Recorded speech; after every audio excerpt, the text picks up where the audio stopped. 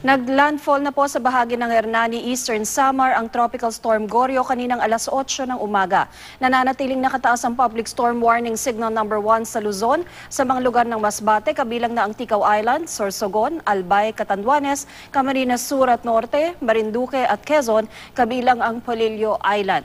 Signal number 2 naman sa Samar Provinces, Biliran at Leyte sa Visayas. Signal number 1 naman sa Romblon, Oriental Mindoro, Batangas, Laguna, Cavite, Rizal, Bataan, Bulacan, Zambales, Tarlac, La Union, Benguet, Ifugao, Nueva Vizcaya, Quirino, Aurora, Nueva Ecija, Pampanga, Pangasinan at Metro Manila. Signal number 1 din sa Southern Leyte, Capiz, Aklan, Northeastern Iloilo, Northern Cebu, kabilang ang Camotes Island at Bantayan Island sa Visayas. Huling namataan ng bagyo, 30 kilometers southeast ng Catbalogan, Samar. May lakas ng hangin itong nasa 65 kilometers per hour at bugsong aabot sa 80 kilometers per hour. Kumikilos po ito pahilagang kanluran sa bilis na 19 kilometers per hour.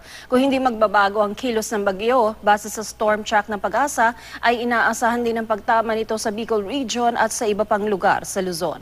Sa rainfall forecast ng Weather Central, asahan po ngayong araw ang katamtaman hanggang malalakas na ulan sa Eastern Visayas, Bicol Region hanggang sa Southern Luzon. May mga pagulan din sa nalalabing bahagi ng bansa kabilang ang Mindanao. Maging handa po at alerto sa posibleng pagbaha o pagguho ng lupa. Sa Metro Manila, mataas ang posibilidad ng ulan mamayang hapon at gabi na posibleng magtuloy-tuloy hanggang bukas, araw ng Linggo.